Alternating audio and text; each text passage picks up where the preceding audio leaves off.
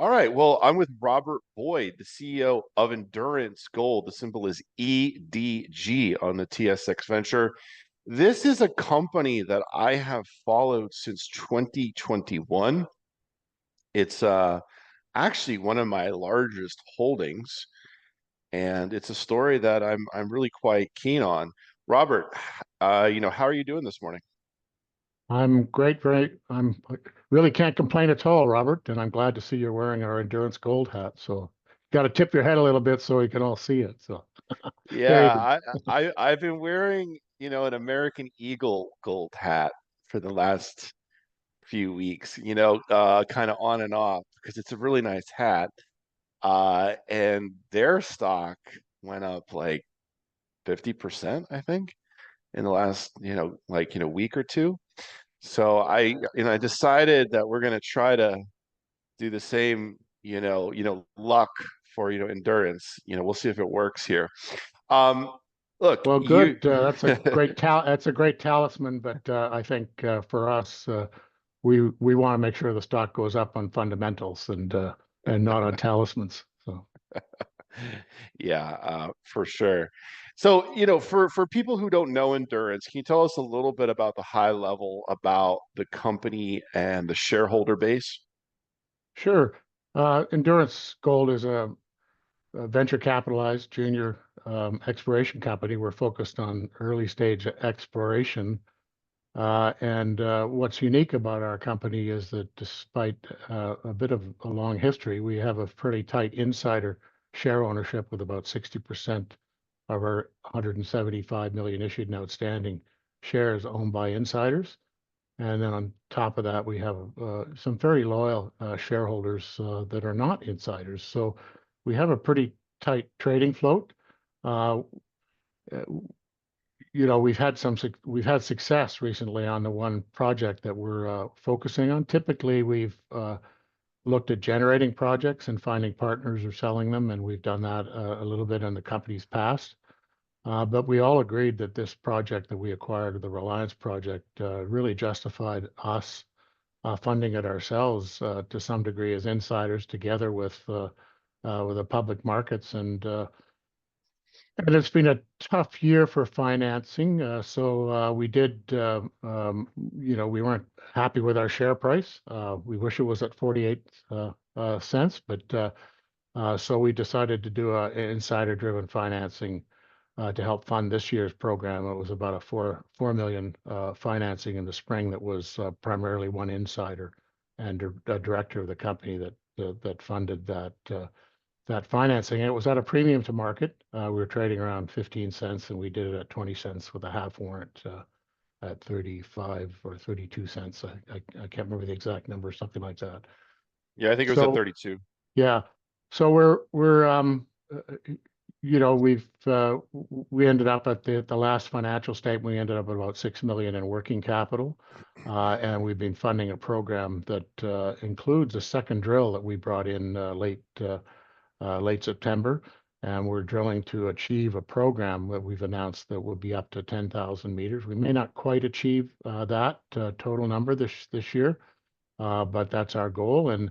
And we've made a pretty interesting discovery of the 80 of the 92 holes that we've produced results from so far. About 65% of them have better than 10 gram meter hits, and that's over about a 1.5 kilometer strike and a vertical continuity of 600 to 700 meters. So it's indicating a pretty encouraging looking system, and a lot of the good intersections are near surface on a new discovery we made in outcrop called the Eagle Zone. And in that area, where we got a little bit better density of drilling, it's about 550 meters of strike, averages about 9.6 meters in width, and arithmetically averages about 5.2 grams in that area without dilution or looking at mining higher grades or anything like that. And that extends down to 100 to 150 meters below surface. So that's a near surface zone. So we've got the unique advantage that we're onto a pretty interesting gold system that has a near surface sort of payback zone already. defined. And now our goal of this year's program on this Reliance project is is to is to identify where the edges of the system are, and we're trying to open it up along strike. And we've had gaps, about a 600 or 700 meter gap between two discoveries that we have on the property, the Imperial and Eagle, all on the same structure, but a large area that was undrilled between the two. And that's what we've been drilling this year with our program. So just so your listeners understand, this Reliance project is actually very well located in southern British Columbia. It's only a 4-hour drive north of Vancouver. It's in a remote valley. It's not in a recreational corridor, but you drive up through Whistler and Pemberton, and it's north of there in what's called the Upper Bridge River Valley. And that's an area where there's a lot of hydroelectric facilities. In fact, the two hydroelectric dams that are up in that valley feed about 17% of the hydropower for the lower mainland of British Columbia, and about 8% of the power overall in the province of British Columbia. So and the area is also active logging, and it's also the located area for the largest historic gold producer in the province of British Columbia, the Braylorn mine, which has produced about 4.2 million ounces of 17 grams per ton gold. And that's being reactivated by another company. And we've got our discovery about 10 kilometers away from that on a parallel structure that's never been explored or mined in the past. And we basically, through our exploration activity, have really opened this system up and demonstrated the significance of it with our exploration program over the last few years. Yeah, that's a good summary. So, like slide 8 in the presentation really puts it into perspective, some of, the results that you guys have generated at Imperial and Eagle in the last 4 years, including 3 grams over 140 meters at Eagle, basically a half ounce over 25 meters, and 9 grams over 25 meters, another hit of 9 grams, over 24 meters, 5 grams over 23 meters, 4 grams over 30 meters. I mean, it's pretty impressive set of, results that Yeah, you guys have generated. that slide in particular summarizes our 15 best drill holes, and that's out of the 92. So that's about 15 or 16% of our drill holes have better than 70 gram meter hits. And so those, what that means is that you take the grade over width and multiply them, and you end up with a gram meter product. So it's, but the most important thing about that is that all those intersections listed on that slide are at least 4 meters wide, up to 130 meters wide. That's not really a true width, the 130, but the zone that we've defined, we've ended up with intersections that go anywhere from what we consider a significant intersection, anywhere from 3 meters up to 25 or 30 meters in width, and those are pretty close to true widths based on our understanding of the system to date. So pretty encouraging and strong mineralizing system associated with a very strong alteration. It's an orogenic gold system. So these kind of orogenic gold systems, especially in a camp like Braylorn, which is an orogenic gold camp that's produced multi-million ounce discoveries before, this together with a strong alteration, the structural host and all this kind of stuff does suggest that this has got some legs to it, this discovery that we've got, and we just need to continue to systematically explore it to make it bigger, and that's our objective, is to make the system bigger before we step back in and start drilling, tightening up the drill holes to deliver a reportable resource.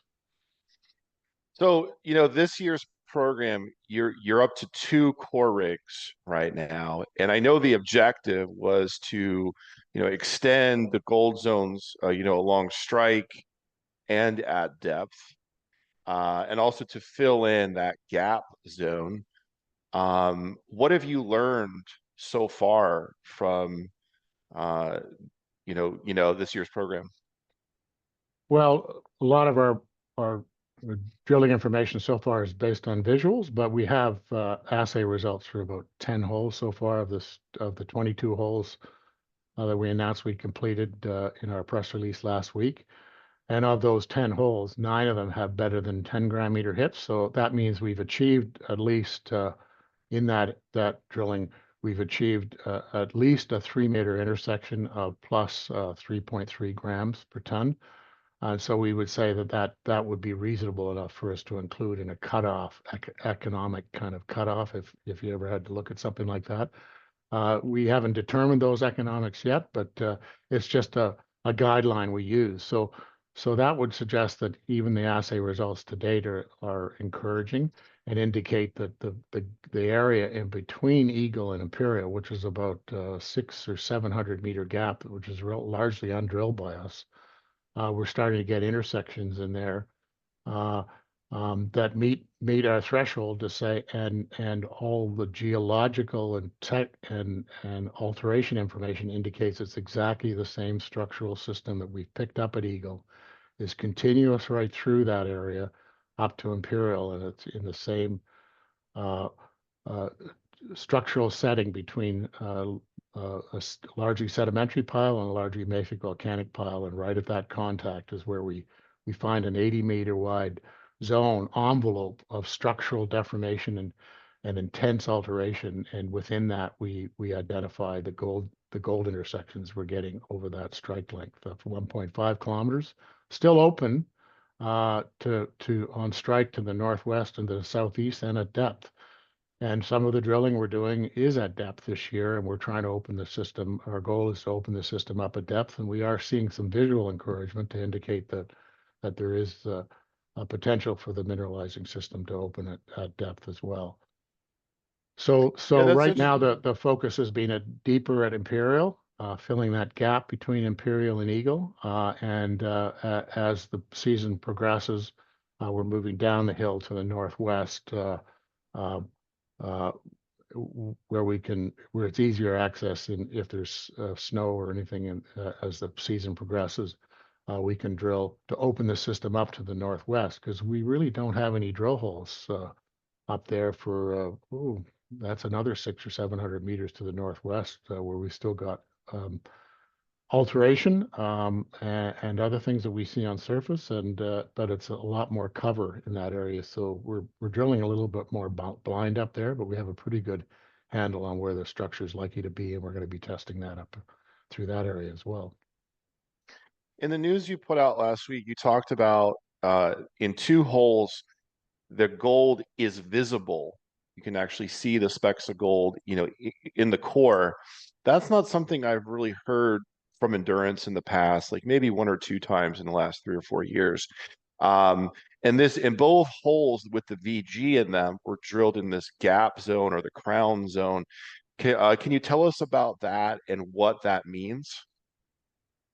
Well, we don't entirely understand ourselves at the present time, but essentially what we're seeing is well, I'll back up a little bit. We're dealing with an orogenic gold system, but we're dealing at a higher level of an orogenic gold system. So what might be comparables might be Fosterville in Australia, and Katila in Finland, and other projects like that, where you have a shallower exposure of the gold system, and you don't normally get coarse gold in the system in these shallower features. And the other association we have that gives us comfort that it's probably a higher level orogenic gold system is that there's an antimony mineral signature associated with the gold, and it's in a brittle deformation regime. So the gold is in tabular vein type, that they're tabular sheet-like structures that look like veins, but they're actually breccias. They're cataclastite breccias that are mineralized and remineralized and remineralized on multiple phases. So what we seem to be seeing here is that the when we see visible gold, it looks like it's a late phase or possible structural remobilization of the gold into coarser sulfides and sometimes visible gold in some of these areas, and it might be uh, uh, related to a reverse fault system where you have flatter type veins opening up, or it could be related to just a kink in the structure where you have less deformational regime and you get open space breccia filling where you sometimes see visible gold. So What really carries the meat in this system are these cataclast-type breccias that have substance to them, grade over width, and continuity, where we continue to pick them up in the same relative location within that 80 meter wide alteration and structural zone. We've tracked over 1.5 kilometers with gold in intersections, but we know the system continues at least a kilometer in either direction to the north, west, and southeast. So the evidence is that in this particular gold system, in this structure that you guys have been focused on for the last, few years, there's multiple phases of gold, fluids that have been pumped up here, and that's why you're able to get the kind of grades that you've drilled, 10 grams or 20 grams per ton, fairly close to surface. When in systems like Fosterville, the top, the top parts of the system at Fosterville weren't really that high grade. They were, I don't know, a gram or even less. But when they started to trace this system and extend it at depth, they found some incredible gold grades at depth in the Swan Zone, and a couple other zones where, it made the Kirkland Lake gold story, one of the best gold mining stories from 2016 to 2020, with, couple 3 million ounces at like 40 plus grams per ton. Um, so could there be a similar, situation here where as you trace this to depth, you sort of follow the structure, the fault fill veins, or what have you, to depth that the grades could actually go up? Uh, well, the simple answer is yes, but we haven't confirmed that as to where that transition is likely to be. Uh, there is some, we're not sure that although we're seeing visible gold, that it's particularly related to that transition from a brittle deformation regime into a more ductile deformation regime.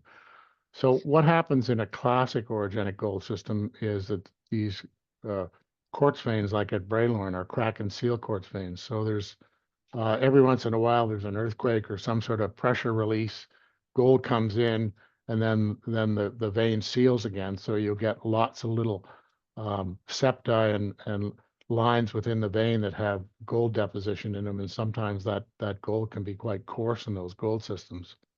Well, the same kind of earthquake or or tectonic activity is also happening higher level in a brittle domain, but up there it expresses itself as pressure release of CO2, and you get breccia features within that vein and that vein setting rather than actually rather than crack and seal quartz veins. So what we seem to have is a system that's got a lot more carbonate up top. There is quartz in the system, but there's a lot of iron carbonate in the vein systems as well. And there's multiple phases where we see an early phase, and then it gets crushed, and um, so the gold and sulfides associated with the gold, which is pyrite and arsenopyrite and some stibnite, uh, gets crushed, and then there are phases that get remineralized. So what we anticipate is that there'll be a transition in that system from breccia veins into something more typical of normal vein type setting as you go deeper.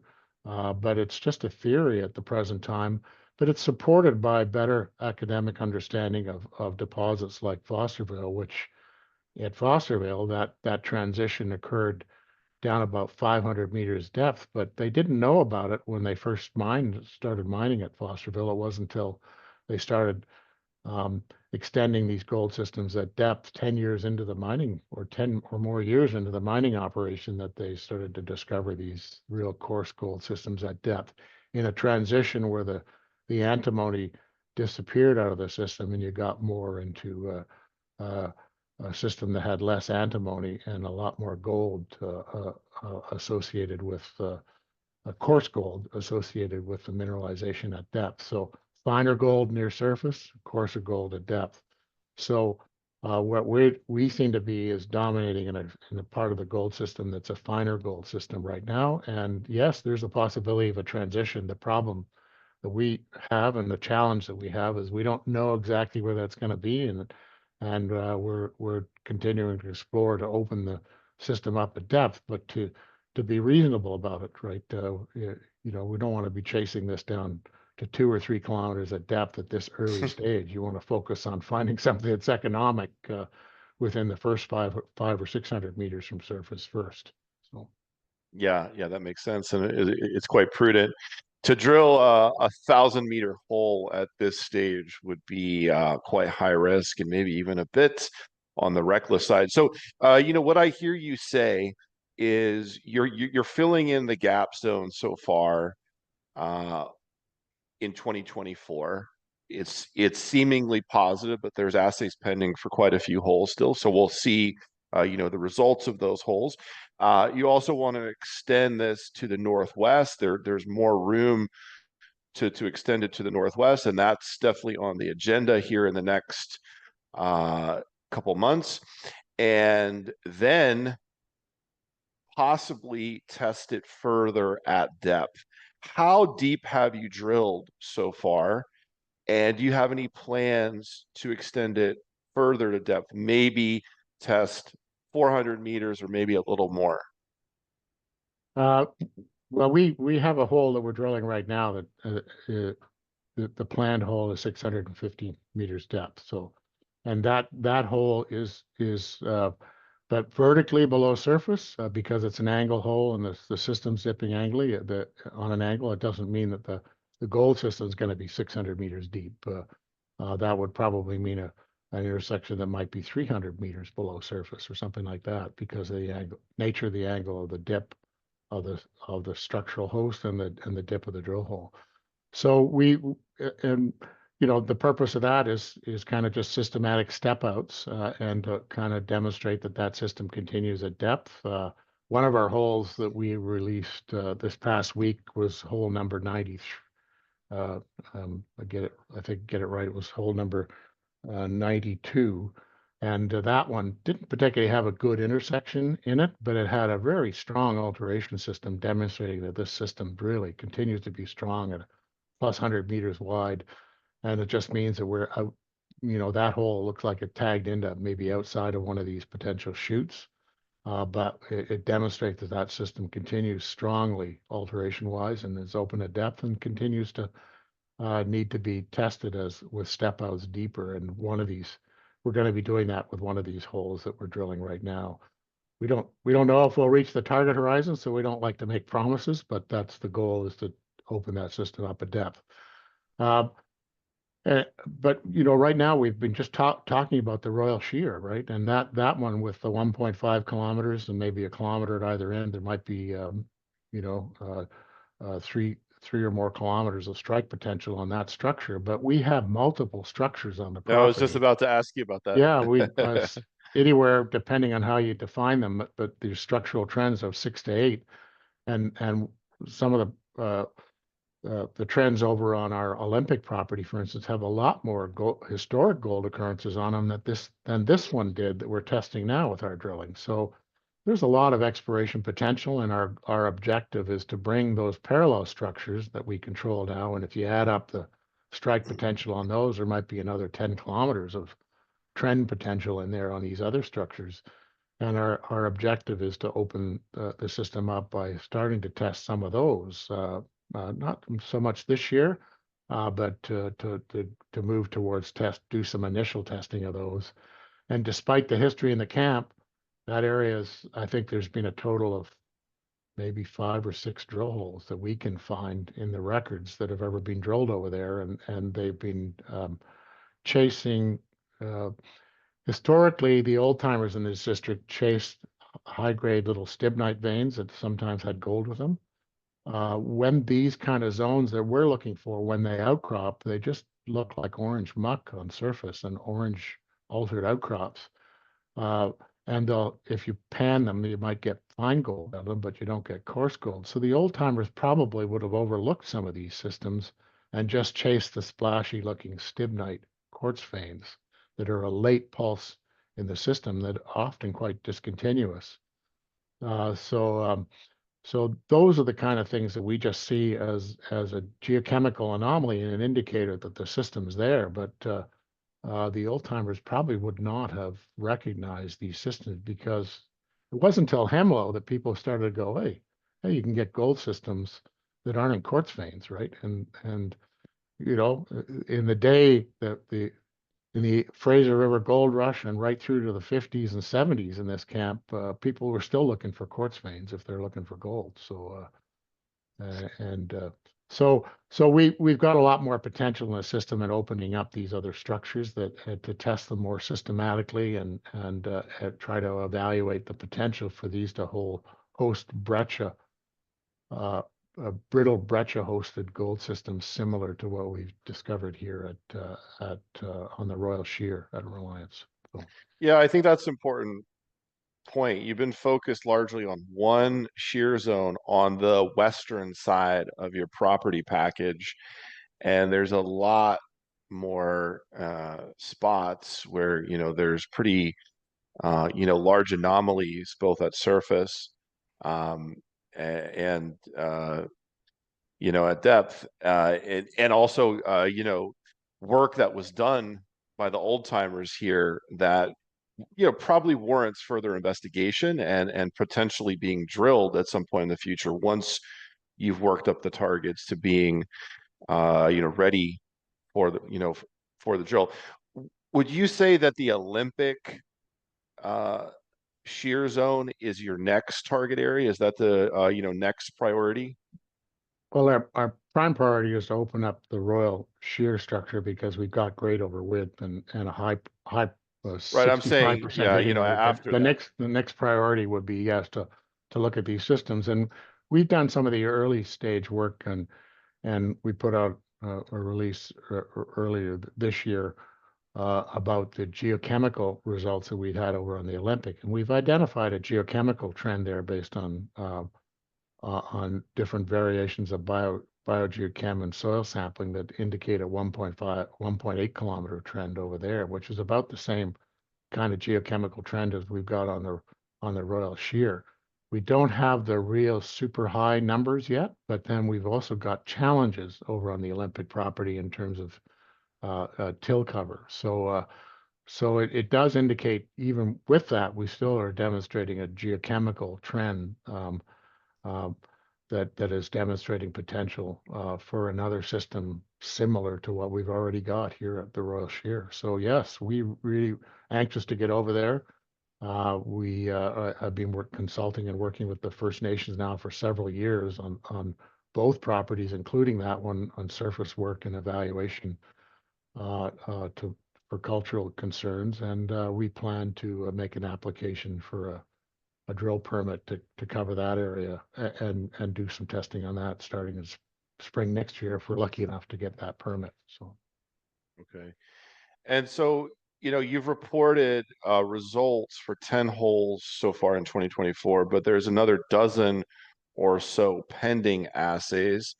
You've got about another month, I would guess, left in the drill program. So how many holes in total do you expect to drill this year? And when do you think we'll get the next set of assays? Well, we haven't really provided any guidance on the number of holes planned. I mean, that sometimes depends on what you see in one hole as to whether you do more around it, et cetera. But we anticipate, that we'll be drilling and the program will be active through the end of November, for sure. And then, that we've announced 10 holes already, and we in our press release last week we said 22 holes, and we've probably got another three or four, two, at least another two under our belt since then. So we're going to be generating results from these holes, including the ones that we've seen visible gold in over the next several months, right? Probably right through to the new year. By the time we finish the program for the season this year, and then get results turned around from those. So, uh, so uh, um, we we're hopeful, based on what we've seen, that we're going to be delivering and growing the system with a similar success ratio in hits as that we've already got, which is 65% better than 10 gram meter hits, which is for us has to be continuously mineralized for at least 3 meters and grade of at least 3.3 grams. And so that's not a spectacular number, but it's within the range of what you might get within an ore system in an orogenic gold systems.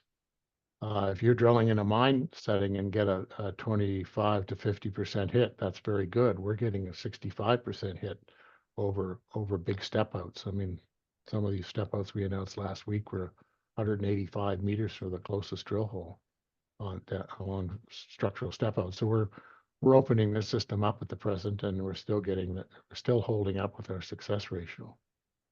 Yeah, I think it's an important point to make that a lot of these hits that you guys have had, 5 grams, 10 grams gold are near surface. Like it's pretty shallow. Like you haven't drilled really deep yet. So, 5 grams, over 3 meters may not sound super sexy to some people, but when it's only, 100 meters deep or less, that could be economic, especially when you have a lot of them in a very close proximity. I want to ask you one more question, Robert, and then we'll call it a day for this conversation. We'll do it again in November when you have more results to talk about. I was listening to John Kaiser talk about endurance gold, and he did a really good episode of his Kaiser Watch with about 10 minutes or so focused on endurance. And he talked about the VG. He talked about the VG in one of the holes, saying that you could see it from 10 feet away.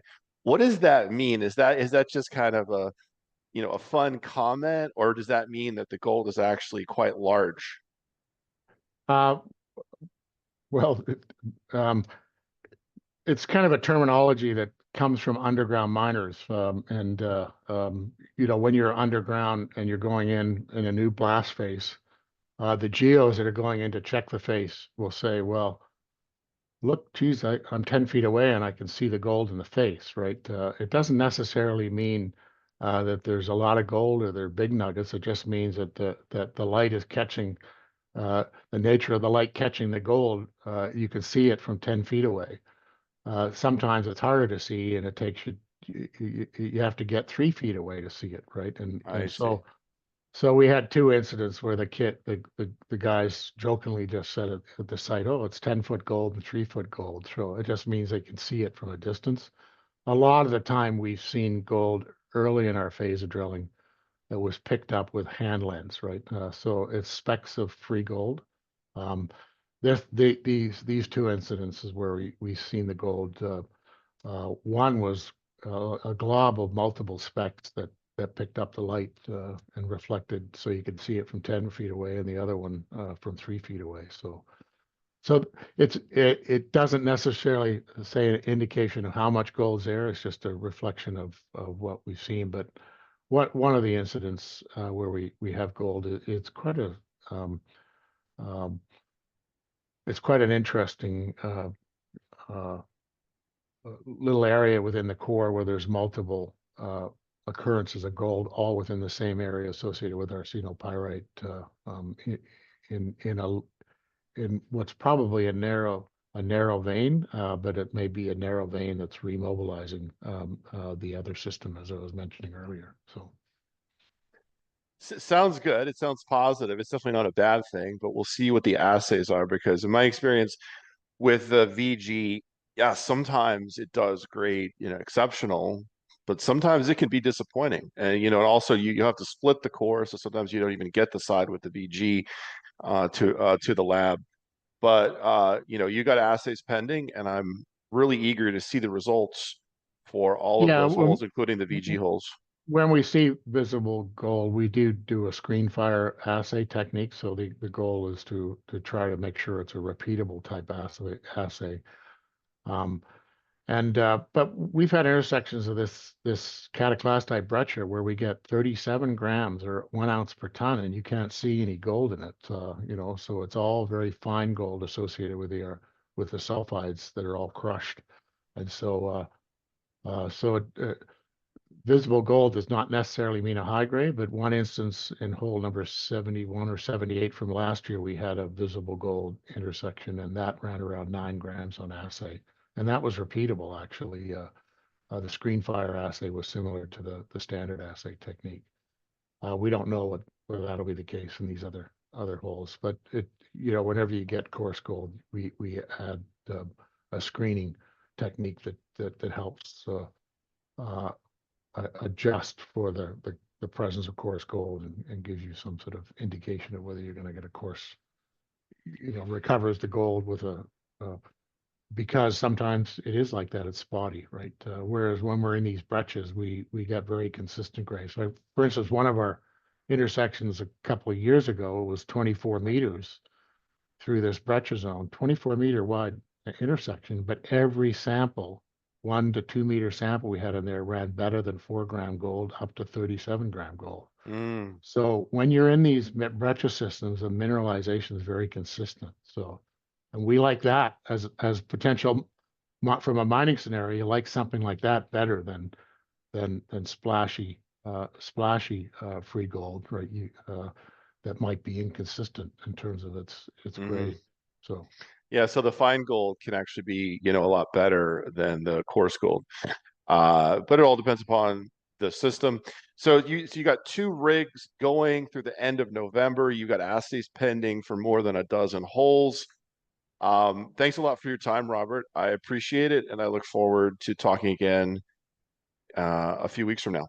Cheers. okay, well, thank you, Robert. All the best. Take care. Bye now.